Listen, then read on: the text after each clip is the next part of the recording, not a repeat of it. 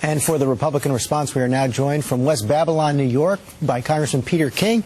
He is the ranking Republican member of the Homeland Security Committee. And Congressman, welcome this morning. You know, you've been pretty tough on the administration since this failed bombing on Christmas. Are you more satisfied with what you heard from the president yesterday? Somewhat, George. Let me make it clear. I am convinced the president is absolutely committed to fighting terrorism, to doing what has to be done. I just feel there's a disconnect between some of the intensity of his rhetoric and actually what he's proposing to do. For instance, he says yesterday that we didn't connect the dots. Well, it wasn't just not connecting the dots. There was at least one dot so large that we shouldn't have ignored it. And that's the one about the Nigerian banker coming into the American embassy and basically turning in his own son. The question is then what to do about it now. The president didn't pull any punches in his analysis yesterday, yet at the same time he had his staff say that the president still has full confidence in all of his top security officials. Do you see a disconnect there, and do you think it's necessary for the president to prove his point that none of this will be tolerated, that someone is going to have to lose their job?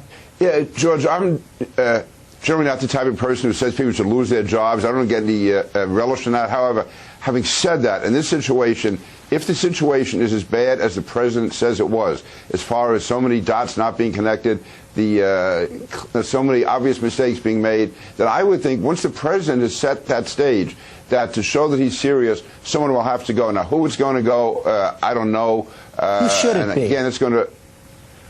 George, you know, there's so many moving parts here. And the administration, by the way, has not been very forthcoming in telling Congress what happened, how it happened, when it happened. So I'm not in a full position right now to say. It could be the Secretary of Homeland Security. Then we also have the CIA. We have the DNI. We have the NSA. We have the NCTC. We have all of these. We have actually people in the White House themselves. All of those could have played more or less of a part. And that's been kept pretty close to the vest. The president has not disclosed anything. And I can tell you this administration tells very little, unlike previous administrations. But you are saying that someone should be held accountable. Name one other specific recommendation the president could implement right now to fix this. I think one main thing would be to just himself, to use the word terrorism more often. Having said that, I would say that any time we get any reasonably credible evidence on anyone at all, that they should go on at least a secondary screening list and be subject to a pat-down and also to have the to be subject to a body scan.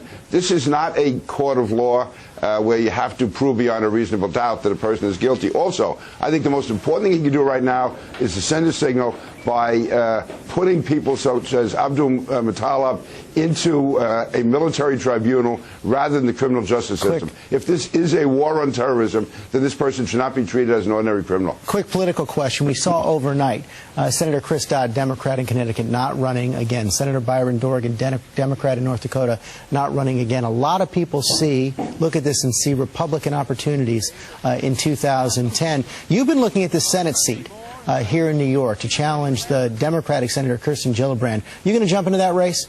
George, I'll be deciding in the next week or so. Right now, I'm leaning against it, to be honest with you. I'm in a position in the House of Representatives, being on the Homeland Security Committee, which means so much to New York City, to Long Island. And I think we're going to take the House back this year, which would hopefully make me the chairman of the committee, and I'd be in a position to get more done. So right now, that's where I'm leaning. But, George, you'll be among the first to know. Okay, Congressman King, thanks very much for your time this morning.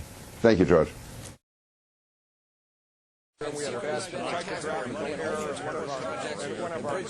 I'm not a crook.